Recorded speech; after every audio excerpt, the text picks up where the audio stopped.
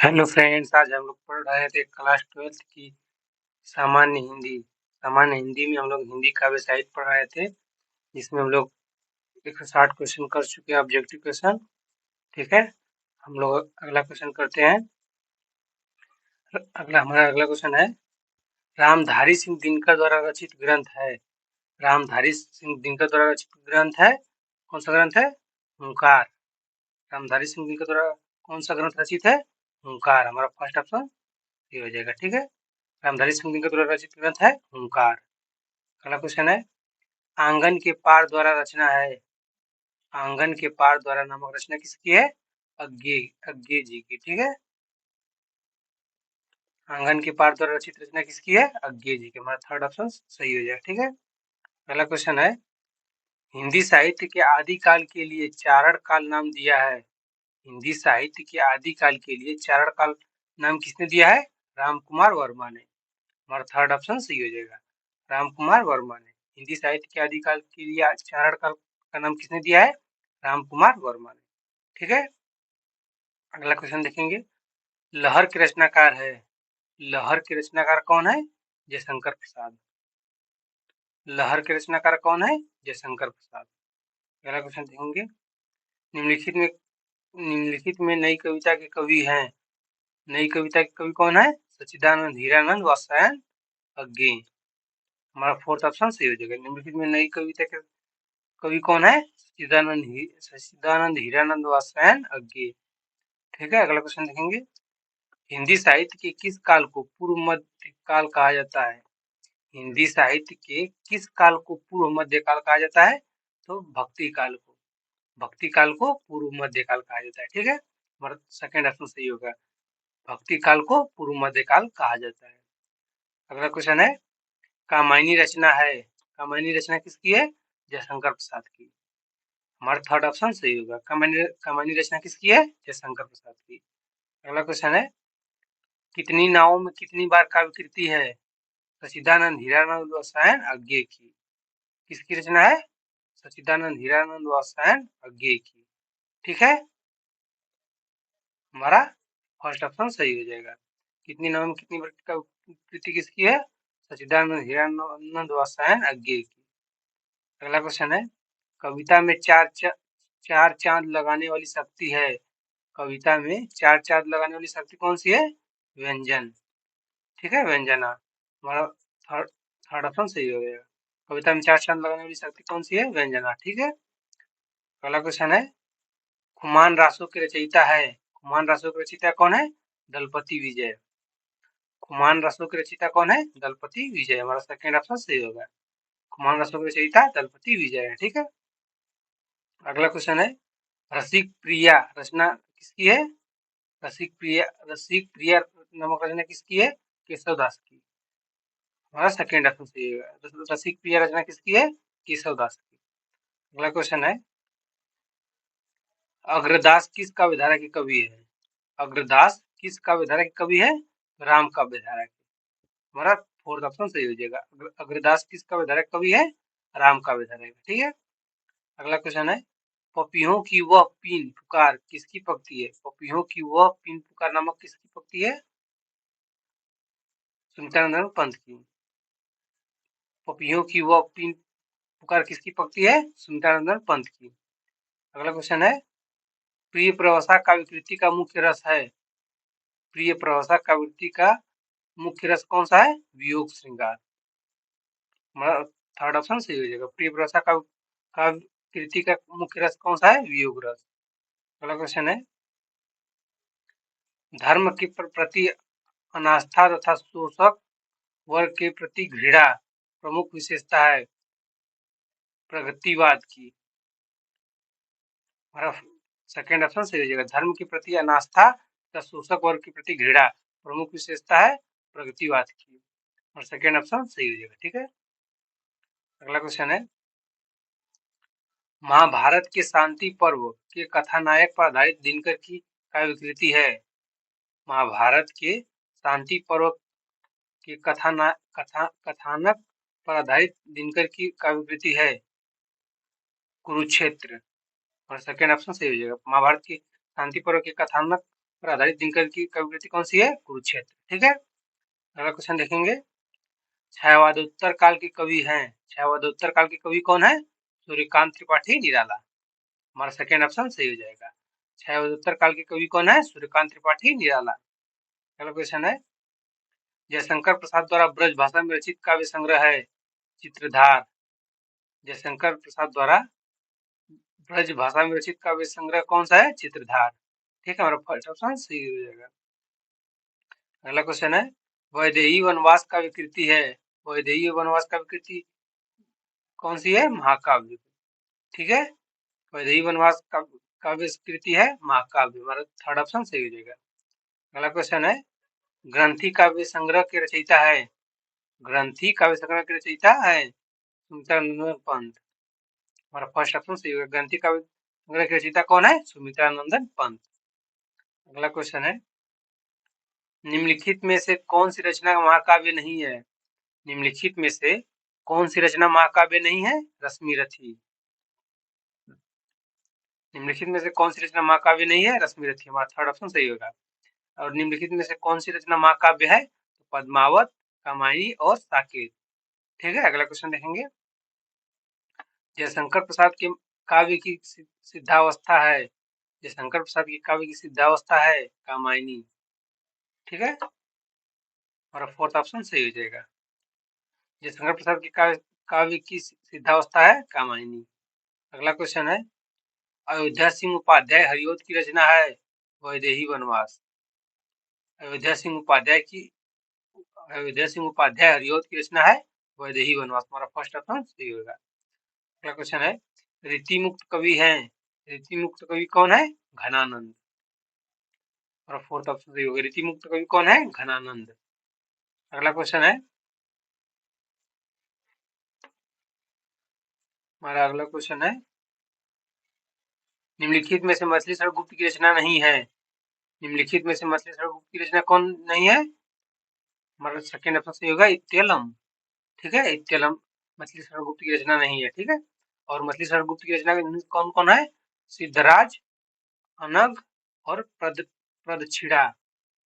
ठीक है, अगला क्वेश्चन है, रामधारी सिंह दिनकर को उनकी काव्य कृति उर्वशी पर पुरस्कार मिला था। रामधारी सिंह दिनकर को उनकी काव्य कृति उर्वशी पर पुरस्कार को मिला, कौन सा मिला था? ज्ञानपीठ पुरस्कार मिला था। हमारा थर्ड ऑप्शन सही होगा। कौन सा पुरस्कार मिला था? ज्ञानपीठ पुरस्कार। रामधारी सिंह दिनकर को उनकी काव्य कृति उर्वशी पर ज्ञानपीठ पुरस्कार मिला था। ठीक है, अगला क्वेश्चन है, सच्चिदानंद हीरानंद वात्स्यायन अज्ञे किस सप्तक में संग्रहित हैं? सच्चिदानंद हीरानंद वात्स्यायन अज्ञे किस सप्तक में संग्रहित है? तार सप्तक में। किस सप्तक में संग्रहित है? तार सप्तक में। फर्स्ट ऑप्शन सही आंसर हो जाएगा। अगला क्वेश्चन है, विनय पत्रिका के रचनाकार हैं। विनय पत्रिका के रचनाकार कौन है? तुलसीदास। विनय पत्रिका के रचनाकार कौन है? तुलसीदास। हमारा फर्स्ट ऑप्शन सही आंसर हो जाएगा। अगला क्वेश्चन है, कामायनी किस युग की रचना है? कामायनी किस युग की रचना है? तो छायावादी युग की। हमारा थर्ड ऑप्शन सही होगा। कामायनी किस युग की रचना है? छायावादी युग की। ठीक है, अगला क्वेश्चन देखेंगे। निम्नलिखित में छायोदत्तर काल के कवि हैं। निम्नलिखित में छायोदत्तर काल के कवि कौन है? शिवमंगल सिंह सुमन। और फोर्थ ऑप्शन सही हो जाएगा। निम्नलिखित में छायोदत्तर काल के कवि कौन है? शिवमंगल सिंह सुमन। अगला क्वेश्चन है, हिंदी साहित्य में किस काल को हिंदी साहित्य में किस काल को श्रृंगार काल कहा जाता है? तो रीति काल को। हिंदी साहित्य में किस काल को श्रृंगार काल कहा जाता है? तो रीति काल को। ठीक है, हमारा थर्ड ऑप्शन सही आंसर हो जाएगा। अगला क्वेश्चन है, रीति काल की प्रमुख विशेषता है। रीति काल की प्रमुख विशेषता क्या है? मुक्त काव्य रचना। और फोर्थ ऑप्शन सही आंसर हो जाएगा। रीति काल की प्रमुख विशेषता क्या है? मुक्त काव्य रचना। अगला क्वेश्चन है, कौन सी रचना रामधारी सिंह दिनकर की नहीं है? इनमें से कौन सी रचना रामधारी सिंह दिनकर की नहीं है? चित्राधार। थर्ड ऑप्शन सही हो जाएगा। कौन सी रचना रामधारी सिंह दिनकर की नहीं है? चित्राधार। और कौन सी रचना इनमें रामधारी सिंह दिनकर की है? ओंकार, रश्मिरथी और रेणुका। ये सब रामधारी सिंह दिनकर की रचना है। अगला क्वेश्चन है, यामा रचना है, यामा रचना है महादेवी और माँ की। यामा रचना किसकी है? महादेवी और माँ की। हमारा सेकेंड ऑप्शन सही आंसर हो जाएगा।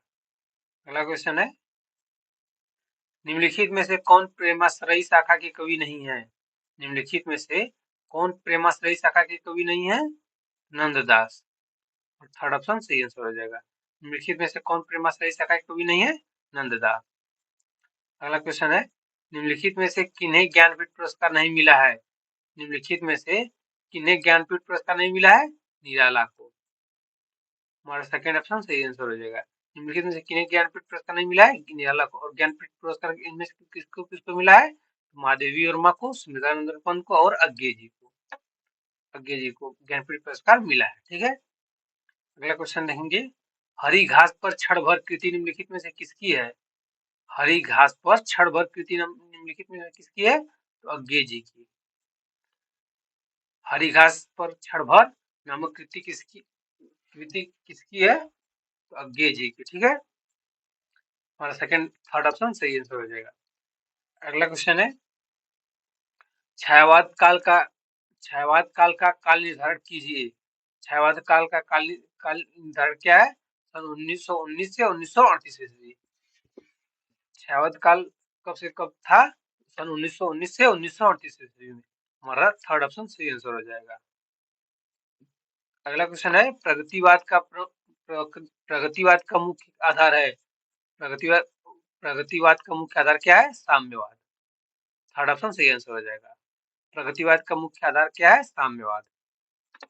अगला क्वेश्चन है, कीर्ति लता के रचनाकार है। कीर्ति लता के रचनाकार कौन है? विद्यापति।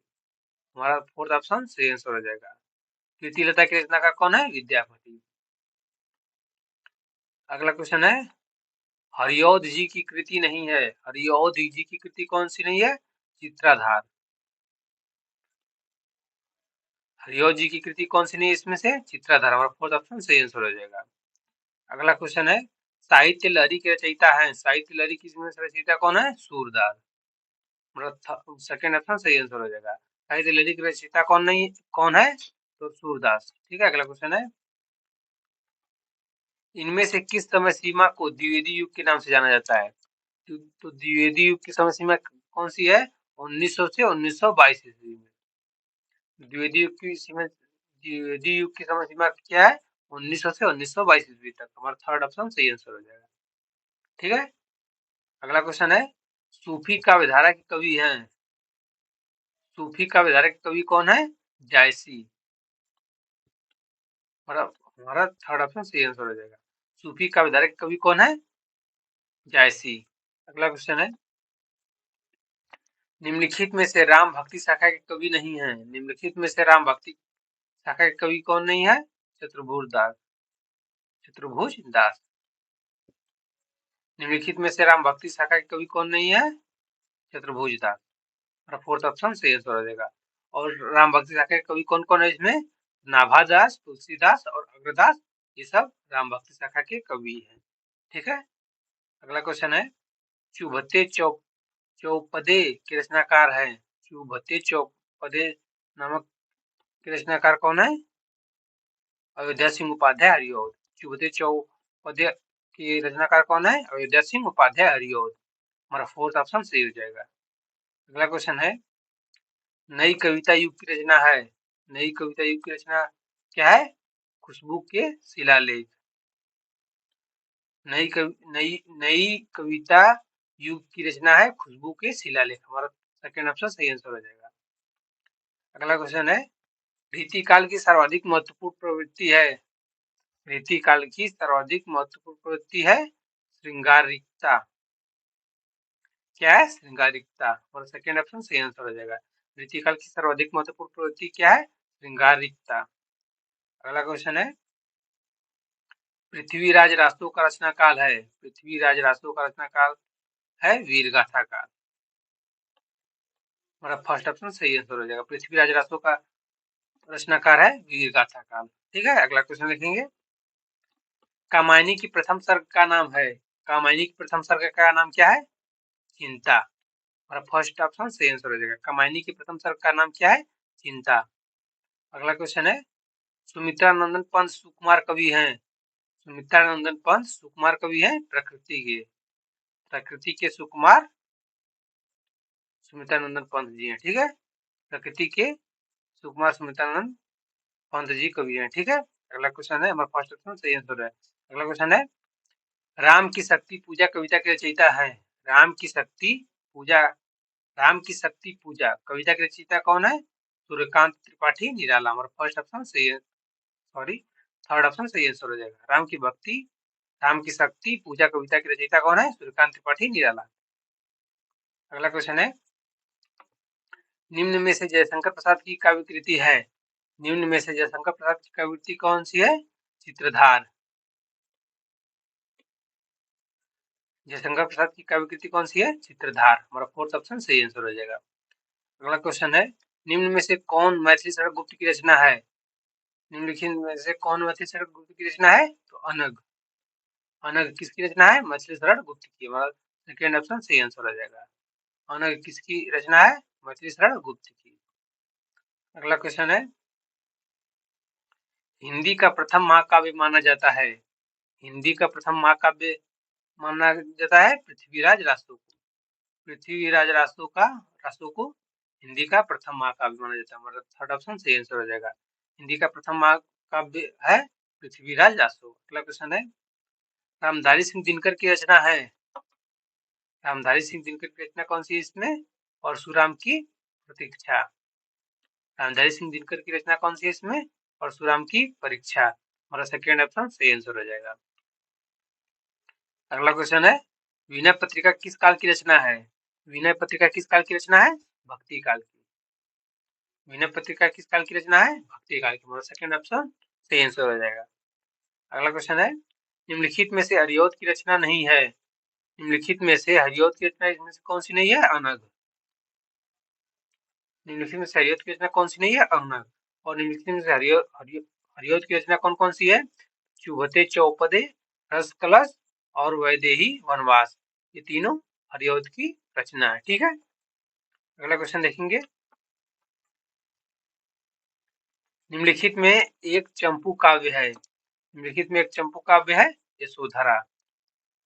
यशोधरा एक चंपू काव्य है। हमारा थर्ड ऑप्शन सही आंसर हो जाएगा। अगला क्वेश्चन है, अष्टछाप के कवि नहीं है। इनमें से अष्टछाप के कवि कौन नहीं है? ईश्वरदास। ईश्वरदास अष्टछाप के कवि नहीं है। हमारा थर्ड ऑप्शन सही आंसर हो जाएगा। और अष्टछाप के कवि कौन कौन है इसमें? तो परमानंद दास, गोविंद स्वामी और नंददास। ठीक है, अगला क्वेश्चन देखेंगे, हिमालय निम्नलिखित में से किसकी काव्य कृति है? हिमालय निम्नलिखित में से किसकी काव्य कृति है? महादेवी वर्मा की। हिमालय किसकी काव्य कृति है? महादेवी वर्मा की। महादेवी वर्मा की हिमालय काव्य कृति है। ठीक है, अगला क्वेश्चन देखेंगे, पद्यावत का रचना काल है। पद्यावत का रचना काल कौन सा है? रीतिकाल। और थर्ड ऑप्शन सही आंसर हो जाएगा। अगला क्वेश्चन है, निम्नलिखित में से कौन छायावादी कवि नहीं है? निम्नलिखित में से कौन छायावादी कवि नहीं है? नागार्जुन। और फर्स्ट ऑप्शन सही आंसर हो जाएगा। निम्नलिखित में से कौन छायावादी कवि नहीं है? नागार्जुन। ठीक है, अगला क्वेश्चन देखेंगे, निम्नलिखित में से रीतिकाल के किस कवि ने वीर रस में कविता की है? निम्नलिखित में से रीतिकाल के किस कवि ने वीर रस में कविता की है? तो भूषण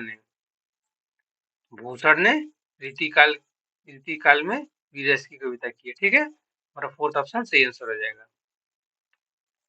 अगला क्वेश्चन है,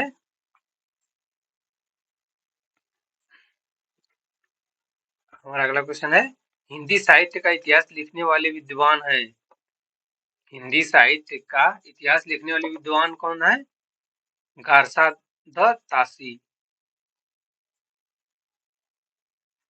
हिंदी साहित्य का इतिहास लिखने वाले विद्वान कौन है? गारसा द तासी। हमारा सेकेंड ऑप्शन सही आंसर हो जाएगा। ठीक है, अगला क्वेश्चन है, मौलिक मोहम्मद जायसी को किस धारा का कवि माना गया है? मलिक मोहम्मद जायसी को किस धारा का कवि माना गया है? तो हमारा थर्ड ऑप्शन सही होगा सूफी काव्य धारा का। मलिक मोहम्मद जायसी को किस धारा का कवि माना गया है? तो सूफी काव्य धारा का, ठीक है। और थर्ड ऑप्शन सही आंसर हो जाएगा। कबीर दास प्रमुख कवि हैं। कबीर दास प्रमुख कवि है निर्गुण भक्ति धारा की, ठीक है। और फर्स्ट ऑप्शन सही आंसर हो जाएगा। कबीर दास प्रमुख कवि है निर्गुण भक्ति धारा की। अगला क्वेश्चन है, निम्नलिखित में से बिहारी लाल ने किस छंद में रचना की है? निम्नलिखित में से बिहारी लाल ने किस छंद में रचना की है? दोहा। हमारा सेकेंड ऑप्शन सही आंसर हो जाएगा। निम्नलिखित में बिहारी लाल ने किस छंद में रचना की है? दोहा, ठीक है। अगला क्वेश्चन है, नौका विहार कविता का संबंध किस नदी से है? नौका विहार कविता का संबंध किस नदी से है? गंगा नदी से। और फर्स्ट ऑप्शन सही आंसर हो जाएगा। नौका विहार कविता का संबंध किस नदी से है? तो गंगा नदी से। अगला क्वेश्चन है, निम्नलिखित में से प्रयोगवादी काव्य धारा के कवि हैं? निम्नलिखित में से प्रयोगवादी काव्य धारा के कवि कौन है? गिरिजा कुमार माथुर। गिरिजा कुमार माथुर प्रयोगवादी काव्य धारा के कवि है, ठीक है। और फोर्थ ऑप्शन सही आंसर हो जाएगा। आंसू का अगला क्वेश्चन है, आंसू काव्य में प्रधान रस है। आंसू काव्य में प्रधान रस है करुण रस। आंसू काव्य में करुण रस प्रधान रस है, ठीक है। हमारा फर्स्ट ऑप्शन सही आंसर हो जाएगा। अगला क्वेश्चन है, मैथिली षड़गुप्त की महाकाव्यात्मक कृति है। मैथिली षड़गुप्त की महाकाव्यात्मक कृति कौन सी है? साकेत। और फोर्थ ऑप्शन सही आंसर हो जाएगा, ठीक है। साकेत और फोर्थ ऑप्शन सही आंसर हो जाएगा। और हमारा लास्ट लास्ट लास्ट क्वेश्चन है, सुमित्रानंद पंत को सोवियत लैंड नेहरू पुरस्कार किस कृति पर मिला था? सुमित्रानंद पंत को सोवियत लैंड नेहरू पुरस्कार किस कृति पर मिला था? तुम्हारा लोकायतन। सेकेंड ऑप्शन सही आंसर हो जाएगा, ठीक है। सुमित्रानंद पंत को सोवियत लैंड नेहरू पुरस्कार किस कृति पर मिला था? लोकायतन, ठीक है। धन्यवाद।